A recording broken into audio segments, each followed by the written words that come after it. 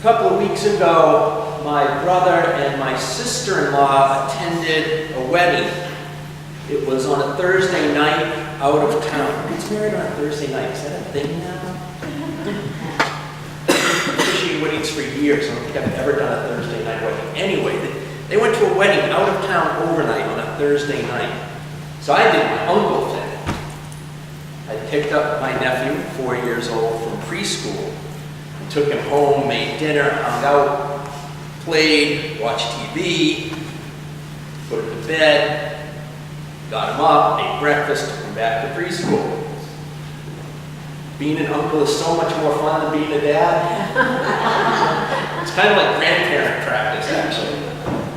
You get to do all the fun stuff. Sure, we could have cheese and ice cream for dinner, why not? When I got to the preschool, Calvin was in his favorite place, the sandbox. I was told by my brother I would probably need to let him play for a while in the sand before he'd be ready to go home, because at the time pickup time starts, they've been out there for like 5 minutes, and that is not enough time for him in the sandbox. He needs to be there. But when he saw me, he ran over with a big smile and told the teacher on duty, "My Uncle Tony is picking me up today, so I can't play in the sandbox very long." That's what my dad said. I told him he could play in the sandbox if he wanted to. We are not in that much of a hurry. So he did. And when he was finished, he stood in front of me, looked up and said, "This is when my dad and my mom sometimes help me get the sand out of my shoes." All right, we can do that.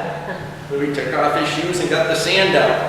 And I packed him up with his backpack and put him into the child seat, their spare child seat, which had been installed in my back seat a couple of days previously, and started to drive home. When he pipes up, "This is not the right way."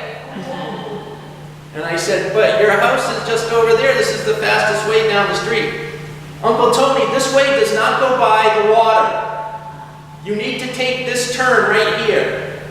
So I took a right. And he said, "Now go straight down to the end and go by the school." And I went down into the street, and there was a school off to the left, and I drive by the school, and sure enough, as we round a bend on that street, the lake comes into view. It's like, this is the right way. So we didn't take the quick way home, we took the long way home, but it was the right way home. When we got to the house, my ankles were attacked by Dexter and Willow, the new kittens, which my brother had adopted from a local shelter about a week before. My sister-in-law had had 2 cats when my brother married her, and they both recently died. One was very elderly, like 15, 16 years old for a cat, and the other had been very ill. So they adopted Dexter and Willow from the shelter. And Dexter and Willow are friendly, curious, playful, rambunctious, precocious, made for Facebook video kittens. They're those orange kind with the kind of stripes and the white and the light orange and stuff. They're extremely cute. And I'm still extremely allergic to them. And I was thinking, you know, Nick, you could have waited a week to adopt kittens. Thought I was going to be there in the house overnight. But no, so I loaded myself up with Benadryl and knew Calvin would keep me awake, so it would be okay. But Dexter and Willow were jumping all over my ankles, making that screech that only kittens can make. You know, right? If you've ever seen or had a kitten. The distinctly high-pitched dolphins can hear it meow that adult cats can't do anymore. And they kept it up until they were given their food. And then they just quieted down and went about their business until we sat down at dinner and they wanted our food. While the cats were enjoying their after-dinner respite, Calvin and I played dinosaurs. He has rather large plastic dinosaurs. He's at that dinosaur age. His favorite is Brachiosaurus. And don't get it wrong, it is not a Brontosaurus, it is a Brachiosaurus. Don't make the mistake. It is his favorite, and it fights all the other dinosaurs and always wins. It even beats T-Rex, and I always have to beat T-Rex, because I'm Uncle Tony with the T, which he explains to me. And somehow the Brachiosaurus always beats the T-Rex. Not sure what happened that way, but if that's what he wants, that's what he gets. The battles involved a lot of roaring and making whatever sounds we thought dinosaurs might make. Then we had dinner. Uncle Tony, I'm hungry. What do you want for dinner? Cheese sticks. Sure. Don't tell my sister. Can we have Italian ice now? Sure. So we had a wonderful dinner. Cheese sticks, crackers, Italian ice. And then we watched the Lego movie. Have you seen the Lego movie? Wonderful. It was the second time I'd seen it. It was the 48th time he'd seen it. And we watched the Lego movie. You know, if you know the song, Everything is Awesome. Everything was awesome while we were singing, while we were watching the movie.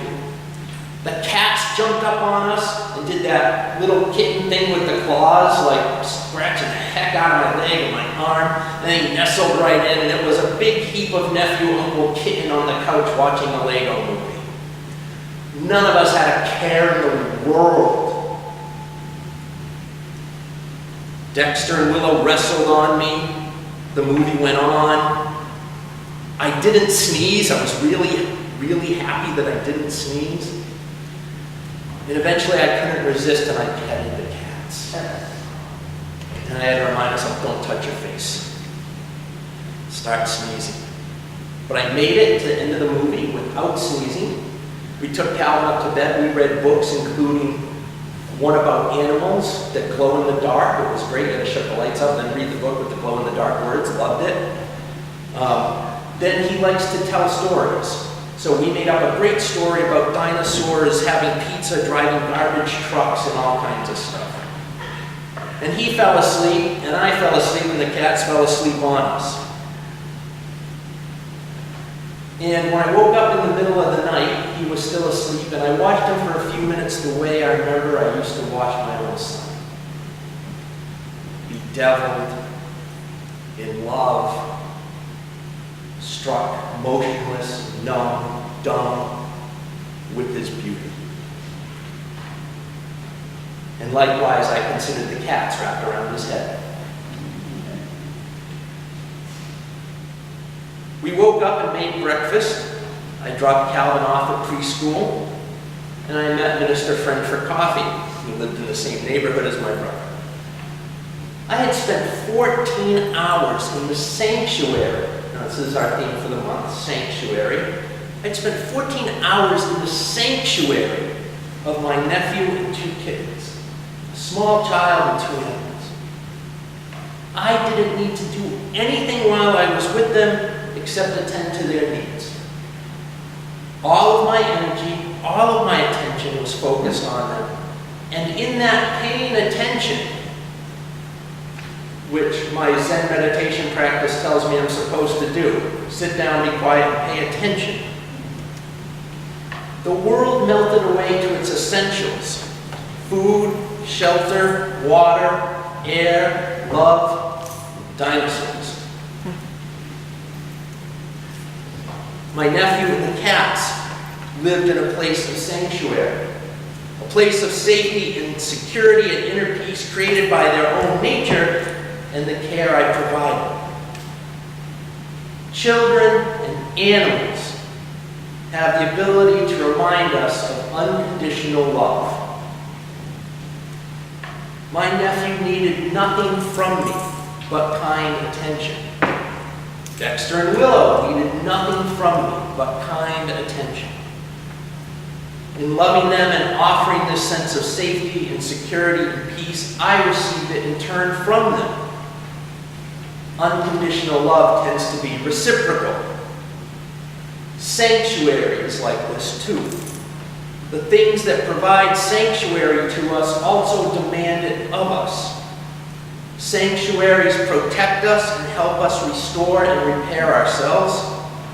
And to ensure they can continue to do so, we must protect and repair them. Nature is a sanctuary, but it cannot protect us or give us life if we do not take care of the environment. Our friendships provide sanctuary, but we can't get sanctuary from them unless we nurture and develop and take care of the friendship. Church gives us sanctuary, but it can't provide sanctuary to us unless we take care of and repair the church, building and people.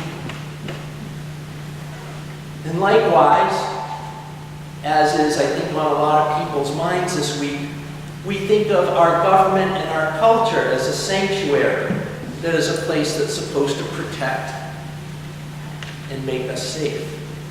And it can't do that unless we take care of it. And here's the big transition. I don't know about you, but I'm feeling mighty raw at the end of this week. I feel like every single last sane, virtuous, kind, and compassionate thing has been ripped away. And I know that's not exactly true, but that's how I feel. I feel like I don't recognize my own country anymore. This does not seem to be the place they taught me about when I was a kid, where everybody counts and everybody gets a voice. I need sanctuary. I want to run and hide. I want to go to sleep and hope when I wake up it's all just been a nightmare. So this confirmation process this week has me and lots of people mourning, grieving, angry, outraged. And I think part of it is because in the country we grew up in, the Supreme Court is supposed to be the last stop on the legal system's pursuit of justice. The last stop on the train of fairness. If all else fails, it is the sanctuary of last resort for the oppressed, the hurt, the discriminated against, and the powerless. The last protection for the weak from the strong, and the poor from the rich. And now it seems like it isn't, or won't be. It seems this week like it's just another part of the mechanizations of taking political and economic control, one way or another. And before I get any further, I want to be very clear to anyone who has been sexually harassed, assaulted, God forbid, raped, or worse. I hear you. I see you. I believe you. As your minister and as a minister, I will listen to your story and believe in your words. You will receive the sanctuary you deserve from me, this church, this faith. And I think that needs to be said out loud and plainly spoken, especially by men who, by default of one thing or another, are in a position of authority and or visibility or given a voice. I'm stuck wondering where the sanctuary has gone in our processes this week. It seems like the whole process we've gone through with this nomination has just been corrupt. The courts are no longer the last resort for the victim and the people who have been hurt, but rather they now seem like the last resort of imposing ideology when rational debate and discourse are not convincing. It seems to me, there we go, the mic was off again, that was my fault. The process was a sham and began back when Merrick Garland was not even given a hearing. That's not fair. That violates process. So when it's your turn, of course, the other side's going to be mad that you weren't fair before. I think we would have benefited from a more full investigation. I think a full investigation would be very clear in who's telling the story and who's not. All through the process, I kept thinking, well, if it's a very conservative ideological judgment, surely there was a woman who has that point of view. You could have named and skipped all this. It's almost as if it was wanted on purpose. I don't know if it is or not. It seemed like intentionally spitting in each other's faces. Rich, white Christian men are entitled to power, position, and privilege. And we're not even going to pretend that we have a problem with that anymore. And the only way to rectify it seems to be for the other side to behave the same way. That's not sanctuary. That's war. That's not what we need from our government or our processes. There were moments this week I needed the sanctuary of the kids and was thinking, would it be worth my allergy medicine to go get my own?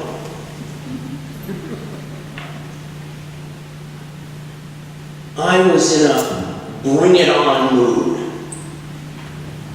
I felt bereft.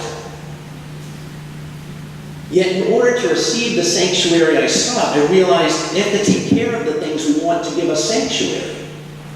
So instead of throwing my arms up in despair, I think what we all need to do is be more involved, not less, in the debates of our time.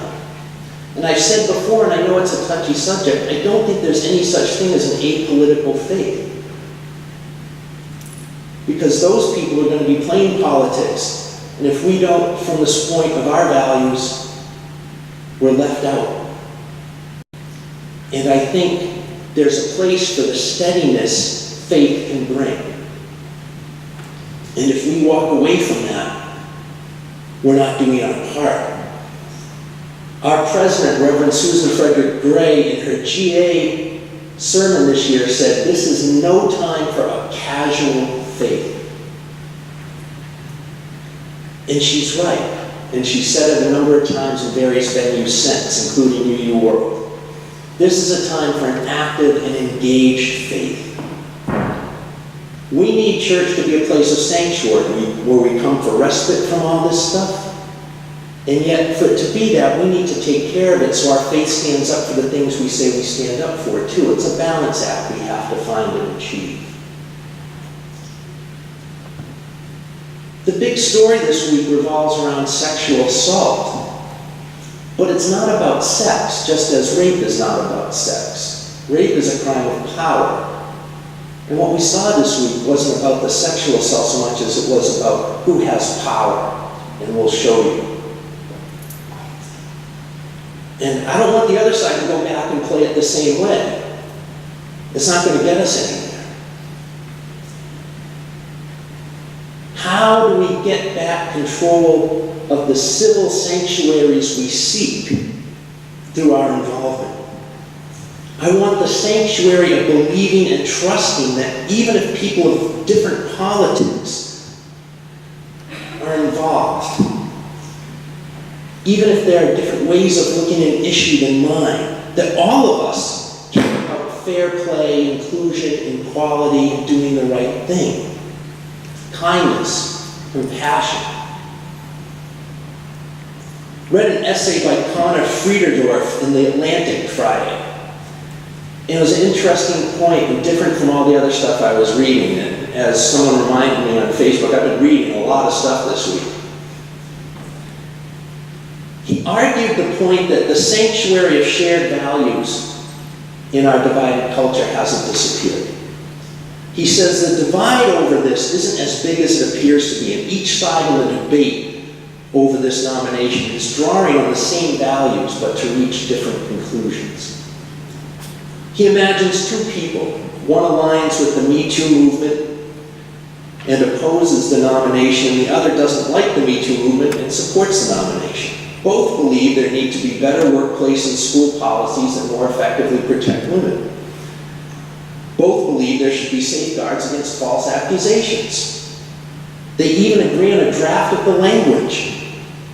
But The first person is focused on equilibriums. She believes that the status quo in American workplaces does not adequately protect female workers, and that Me Too is likely to improve things by shifting that equilibrium, making it marginally more friendly for working women. The second person, she's focused on limits. She frets that Me Too is ending careers without adequate due process and enabling big injustice at the extreme. She worries that if left unchecked, it will spiral out of control. Those who view the issue in terms of equilibrium think that the limits people are missing the point. This isn't a criminal trial. Criminal standards don't apply. It's not about whether he should go to jail for something he did or maybe didn't do decades ago as a teenager. It's about whether he should be given one of the most powerful jobs in our society for life. Those who view the confirmation in terms of limits don't understand how the equilibrium people, even as feminists and people who believe Dr. Ford's testimony, can place a barrier to a nomination based on the non-adult behavior that someone says someone else did 36 years ago. They hold the same values, but where the burden of proof lies for each of them is in a different place. The essay also notes that the difference between men and women on the issue comes out to asymmetry in the math and the perception. Most men are not sexual harassers, and yet most women will have a story for you. So that leaves us with the fact that men who engage in this behavior are serial offenders. But your average man is going, I don't know this, I don't know anybody who does this. And they're probably true. And yet, every woman can probably tell you a story and tell you lots of stories from people she's heard. So the perceptions of where the gravity is aren't matching from gender. Finally, the essay notes that we tend to demonize the other side. He notes competing tweets from Amy Schumer saying a vote for Kavanaugh is a vote saying women don't matter, and Republican columnist Eric Erickson, who replied a vote against him is saying truth doesn't matter. And the essayist reminds us both of these statements are wrong. The vast majority of us believe women matter, and the vast majority of us believe in due process. What separates us is not values. But what the essay does not suggest is what to do. I think what separates us is power, being in control, feeling unheard and unseen, feeling dismissed. I feel like I don't recognize my country anymore. And yet, that is what's said of people who hold opposite political and cultural views than me. They feel they don't know their country anymore. Where do we find the solution to this?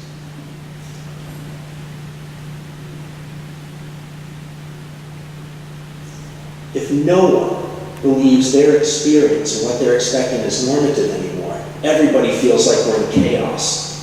We're all looking for sanctuary, we're all looking to blame someone else, and we're not doing the work of creating that sanctuary we all need to share. How do we get back? Maybe we need to spend more time with each other, including people we don't like. And I'm as big as offender of not doing that as anybody else. Quality time, like the kind of time we might spend with a small child or a kid. Asking nothing, being attentive, listening, playing even. Because it's hard right now to believe that right, not might, is what it's all about. It's hard to believe right now that having hope in these processes makes sense. At the end of her recent book, Austin Channing writes something I think is very valuable. Austin Channing is a black woman. Her parents gave her a white man's name on purpose.